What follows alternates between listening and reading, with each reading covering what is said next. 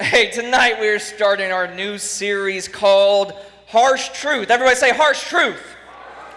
During this series, we're going to be looking at some of the popular stories in the Bible and looking at the harsh truth behind the stories. A lot of the stories you might have learned in kids' church.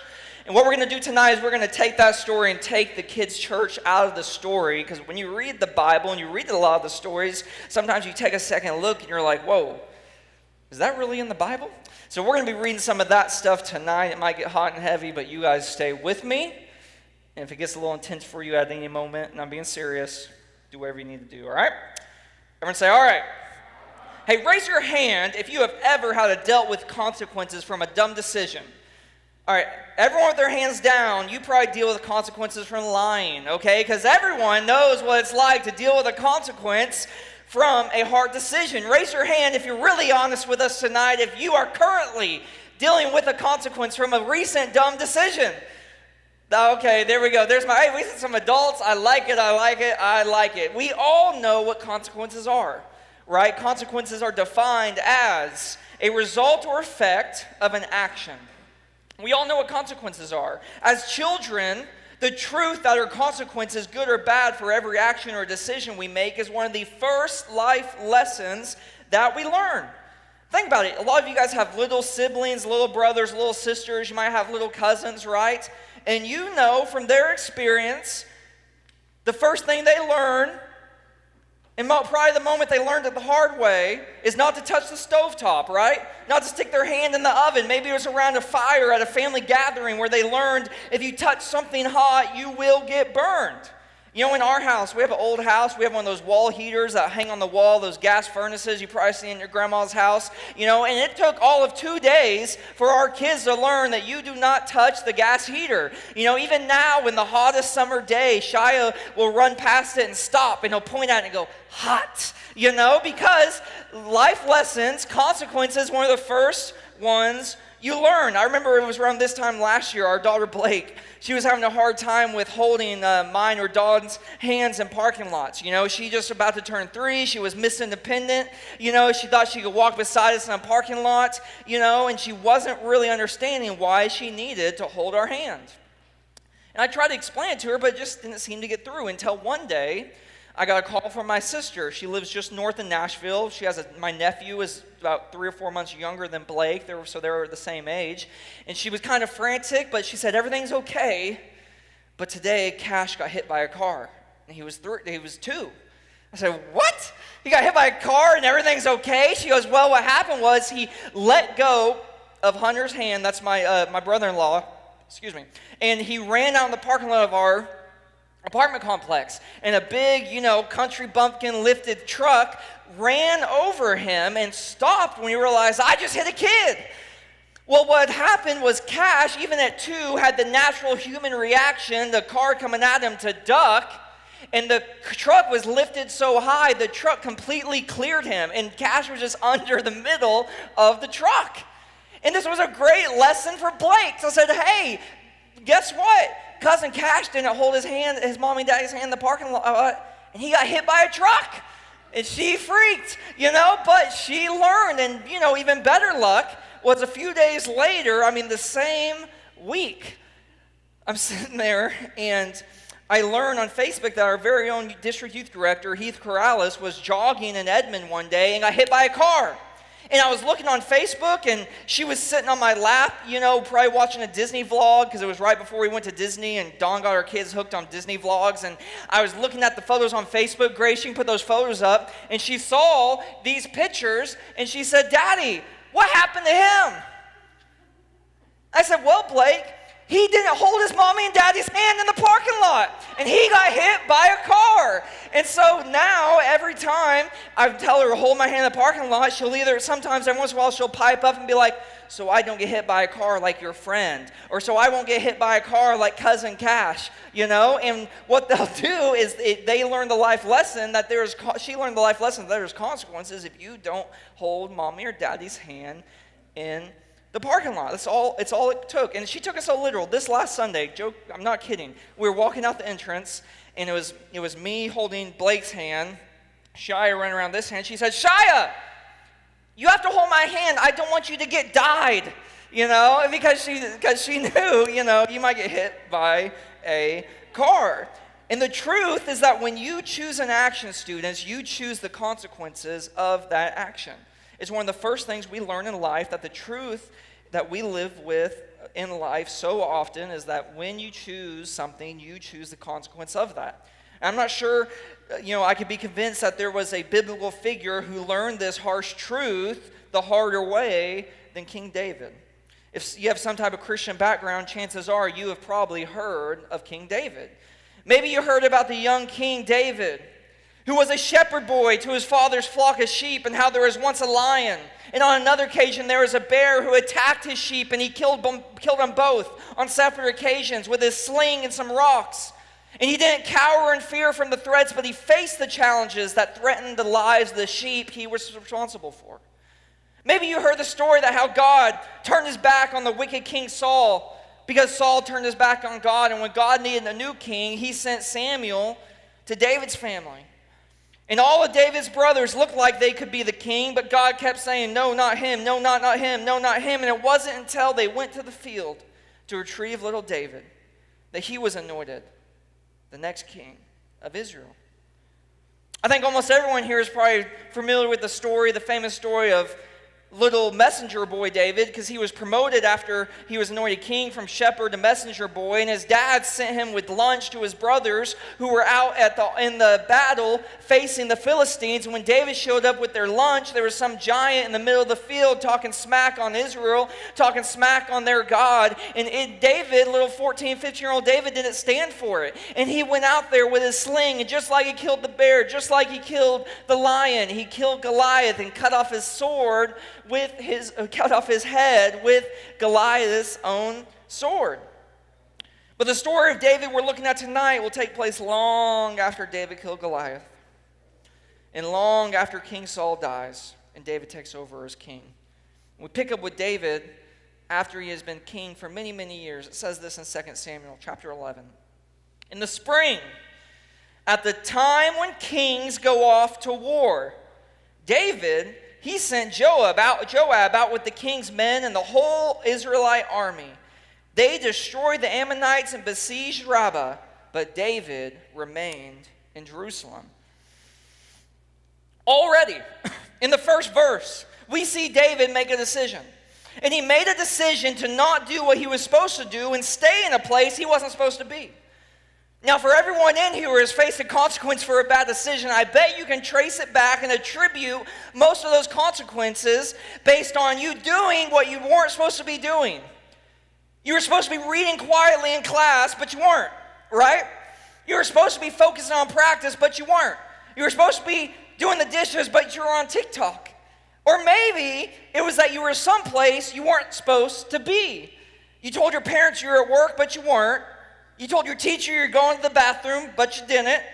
You told your mom you were going to Jacob's house when you were really at Sally's house. You told your coach you were going to church camp, but then he ran into you at Walmart. That really happened once, I remember. And because you didn't do what you were supposed to be doing and you weren't where you were supposed to be, you ended up facing the consequence you should have seen coming.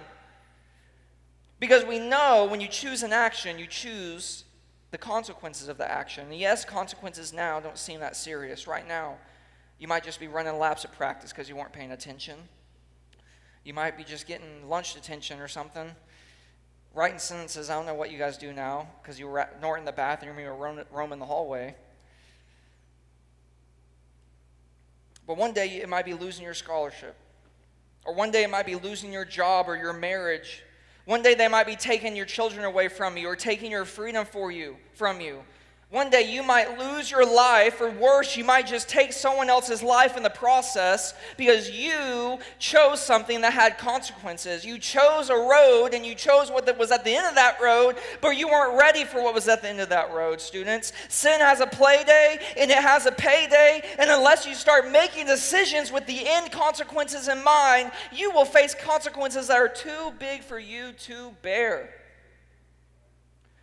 It says, verse 2, one evening, David got up from his bed and walked around the roof of the palace. From the roof, he saw a woman bathing. The woman was very beautiful, and David sent someone to find out about her. The man said, "She is Bathsheba, the daughter of Elam. David knew who she was. See, Elam was one of David's mighty men. He had 30 mighty men who he spent most of his time with between killing Goliath and becoming king. And this was his daughter, the wife of Uriah the Hittite. Uriah was one of David's soldiers who was out at war when David wasn't. He knew who she was. Bathsheba was 2 years old when David became king. David's around 52 at this time. Bathsheba's around 25 or 26. It says, then, verse 4, David sent messengers to get her. She came to him, and he slept with her. Then she went back home. The woman conceived and sent word to David, saying, I am pregnant. Soon as you understand some things about this story, Bathsheba should have been safe. Bathsheba should have been safe. She knew her husband was out at war, which meant all the men in the kingdom were supposed to be out at war, which meant especially the king, because back then kings went into battle with their armies. The king was supposed to be out at war. Bathsheba was supposed to be safe. Secondly is everyone in the palace knew what David had done. It's just like today, everyone at the White House knows what's going on in the White House. They just can't tell what's going on in the White House because they were assigned a little paper saying they can't tell. Okay, and every once in a while, someone, gets frisky fingers on Twitter and leaks something, WikiLeaks or whatever, 4chan, and puts something out there, and that they shouldn't have put out there. You guys know what I'm talking about? And it's the same thing back then. Everyone in the palace knew what was going on with David and Bathsheba. She probably didn't stay one night. She probably stayed a few nights. We know that everyone knew. We knew someone told because Nathan, the next chapter, David's pastor, finds out and comes and confronts David about it. And I'll tell you who definitely knew. David's 2 sons who was living in the palace. Definitely knew. Because you know how your parents' struggles that others don't know about. David's sons knew. For the sake of time and to really tell the rest of the story that goes on far longer than after David thinks it's over, David brings Uriah home from war to try to get him to go home to his wife to make him think the baby's his. But Uriah is a man of integrity. Uriah refuses to go to his wife while his friends are out at battle, out at war, and he chooses instead to sleep in the entryway of the palace. David goes as far as to make Uriah drunk. He gets Uriah drunk at a feast and gives him wine and gets him drunk, hoping he can make the bad decision. But even drunk Uriah has more integrity than King David and still does not go home to his wife. So David, out of options, he sends Uriah back to war and calls up Joab. He says, hey, Joab, at the next battle, send Uriah to the front lines, and we'll let God choose his fate. Funny, David sending Uriah to a death sentence and blaming it on God.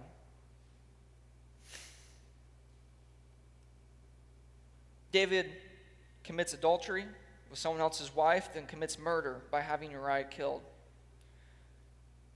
And let me tell you this. Do you think David knew when he made that decision to stay home from war what it would lead to? No way. But sin will take you further than you want to go, students, keep you longer than you want to stay, and cost you far more than you want to pay. And for David, it cost him everything. A lot of people read what happens next in David's story, and they think that David pays for the consequences of his sin. They think that it happens, he gets consequences, and it's over. When you read the next few chapters, a lot of people read it and think he deals with it and moves on. See, David marries Bathsheba. As soon as Uriah dies, David marries Bathsheba. And as soon as he dies, he has another baby with Bathsheba. And as soon as she finds out he's pregnant, David goes back to war where he was supposed to be, and his men conquer the cities that they've been struggling to conquer. And David brings home all the wealth from these cities. And when he gets home, she has the son.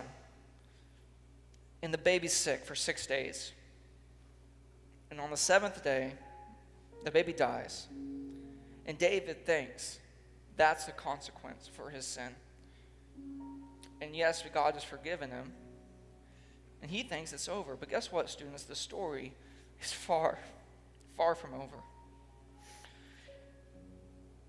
After the next chapter, 2 Samuel 13 begins to tell the new story. The story of the two sons, Amnon and Absalom, who saw their father do what he wanted to do and not what God commanded from him to do. And here is the harsh truth of the story. We're going to read a lot, but y'all bear with me. In the course of time, Amnon, son of David, fell in love with Tamar, the beautiful sister of Absalom, son of David. David had two wives before Bathsheba. With one wife, he had Absalom and Tamar. With the other wife, he had Amnon. Amnon had fallen in love with his half-sister. Amnon became so obsessed with his sister Tamar that he made himself ill. She was a virgin, and it seemed impossible for him to do anything with her. Now Amnon had an advisor named Jonadab, son of Shem, David's brother. Jonadab was a very shrewd man. He asked Amnon, "Why do you, the king's son, look so haggard morning after morning? Why won't you tell me?" And Amnon said to him, "I'm in love with Tamar, my brother, Absalom's sister." "Go to bed and pretend to be ill," Jonadab said. "When your father comes to see you, say to him, 'I would like my sister Tamar to come and give me something to eat. Let her prepare the food in my sight so I may watch her and then eat from it from her hand.'" So Amnon lay down and pretended to be ill. When the king came to see him, Amnon said to him, "I would like my sister Tamar to come and make some special bread in my sight so I may eat from her hand." David sent word to Tamar at the palace, "Go to the house of your brother Amnon and prepare some food for him." So Tamar went to the house of her brother who was laying down. "Send everyone out of here," Amnon said. So everyone left him. And Amnon said to Tamar, "Bring me the food here in my bed so I may eat from your hand." And Tamar took the bread she had prepared and brought it to her brother Amnon in his bedroom. And when she took it to him to eat, he grabbed her and said, "Come to bed with me, my sister." "No, my brother," she said to him, "don't force me. Such a thing should not be done in Israel. Don't do this wicked thing. What about me? Where could I get rid of my disgrace? And what about you? You would be like one of the wicked fools in Israel. Please speak to the king. He will not keep me from being married to you." But he refused to listen to her, and since he was stronger than her, he raped her. Then Amnon hated her with intense hatred. In fact, he hated her more than he had loved her. Amnon said to her, "Get up and get out." "No," she said to him, "sending me away would be greater wrong than what you have already done to me." But he refused to listen to her. He called his personal servants and said, "Get this woman out of my sight and bolt the door after her." She put her hands on her head and went away, weeping aloud as she went. Her brother Absalom said to her, "Has Amnon your brother been with you? Be quiet for now, my sister. He is your brother. Don't take this thing to heart." And Tamar lived in her brother Absalom's house, a desolate woman. When King David heard all of this, he was furious. And Absalom never said a word to Amnon, neither good or bad. He hated Amnon because he had disgraced his sister Tamar. 2 years later, Absalom's sheep shearers were at Baal-Hazor, near the brothers of Ephraim. He invited all the king's sons to come there. Absalom went to the king and said, "Your servant has had shearers come. Will the king and his attendants join me, please?" Absalom ordered his men, "Listen, when Amnon in his high spirits from drinking wine, and I say to you, strike Amnon down and kill him. Don't be afraid. Haven't I given you this order? But be strong and brave." So Absalom's men did to Amnon what Absalom had ordered. Then all the king's sons got up, mounted their mules, and fled. While they were there, the report came to David that Absalom had struck down all the king's sons. Not one of them is left. The king stood up and tore his clothes. After Absalom fled and went to Geshur, he stayed there for 3 years, and King David longed to be with Absalom, for he was consoled concerning his son Amnon's death. Then Absalom sent secret messengers throughout the tribes of Israel to say, "As soon as you hear the sound of the trumpets, So Absalom's back in Jerusalem at this point. As soon as you hear the sound of the trumpets, then say, Absalom is king in Harab. 200 men from Jerusalem had accompanied Absalom. They had been invited as guests and went quite innocently, knowing nothing about the matter. While Absalom was offering sacrifices, he also went. David's counselor he also sent for David's counselor to come to his hometown. And so the conspiracy gained strength, and Absalom's following kept on increasing.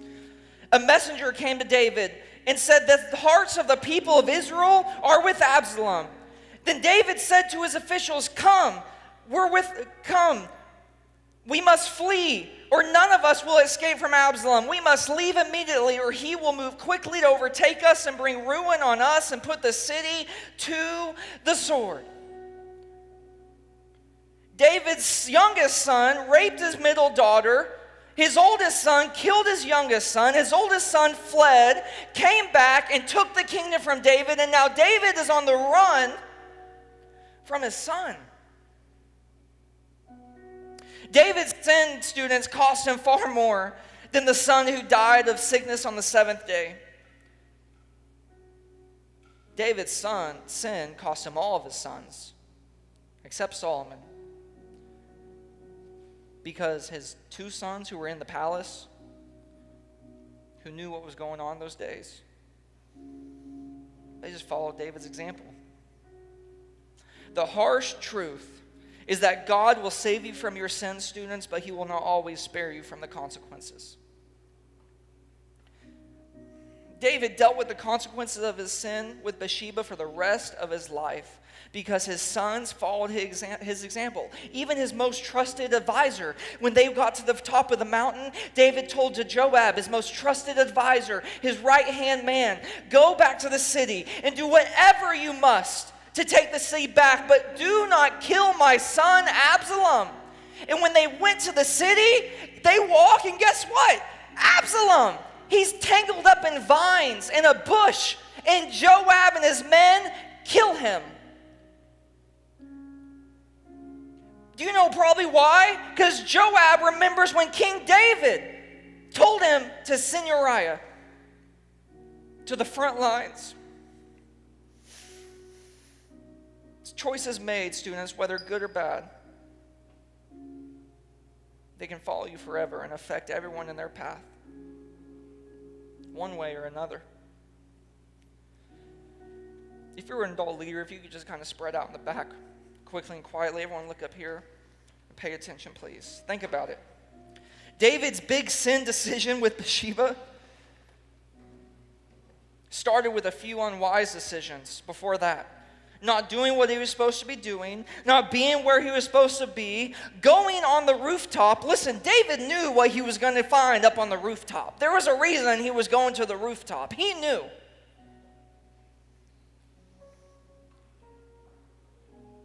He knew what was waiting for him there. Students, what is your rooftop? Just bow your heads and think about it for a second. Close your eyes so you can focus on yourself and not those around you. What are the unwise decisions? What is the rooftop that you are currently making that are about to lead to the sin decision that will destroy your reputation, that will kill your future opportunities, and that will enslave your mind to thoughts of inadequacy that you will deal with for the rest of your life? School is just starting in a few short weeks. Some of you guys start tomorrow. What rooftops have you been on recently that are going to take you down when school starts?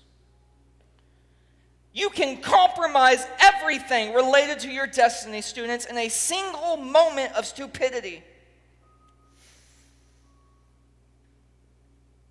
If you've been on rooftops lately, doing things and making decisions that aren't wise, they're not sin yet, but they're leading there.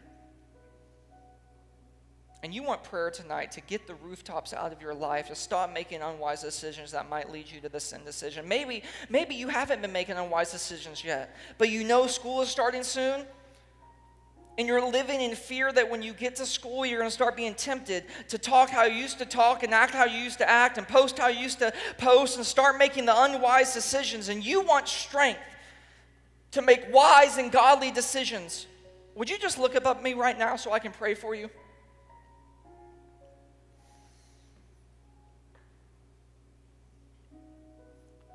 Thanks for your honesty. You can put your head back down. Maybe you're like the next phase in David's life. You've committed sin, and instead of turning to God with confession, you've been trying to take care of it yourself with your own will and with your own power. Like David with Uriah, you're trying to cover it up, but it just isn't staying covered. And tonight is your opportunity to do what David should have done, to go to God, to confess your sins and experience the freedom that you've been longing for. And if that's you and you want prayer, would you just look at me? Guys, if you're looking at me, a lot of time, confessing sins to others along with God will help us with accountability and have others to pray with you. In a minute, when I dismiss you guys to pray, I'd encourage you, find a leader in the back. Confess your sins to them. Have a prayer partner who's praying for you. You can put your head back down. Still, there are those of us in here tonight, like David later in his life. Maybe you have confessed. Maybe you did deal with the consequences. Maybe you thought you were past it, but it just keeps popping up in your life. It keeps popping up in your mind. You can't stop thinking about it, and it just seems like you can't escape it. And if that's you tonight, and you want prayer, would you just look up at me? I get it. Students, I have made mistakes in my own life. To this day, I'm suffering consequences for. And what it takes is continuing to come to God,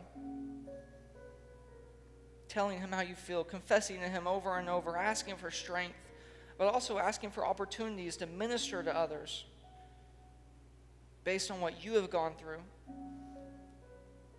You are so much more than the sum of your past mistakes. If you looked at me for the first thing and you've been making unwise decisions, or you fear maybe when school starts you're going to start making unwise decisions. Maybe you looked at me for the second thing and you have unconfessed sin in your life and you need to find a place in here to connect with God, to confess your sins. Maybe you need to find a leader in here tonight to talk about your unwise decisions and they can give you advice.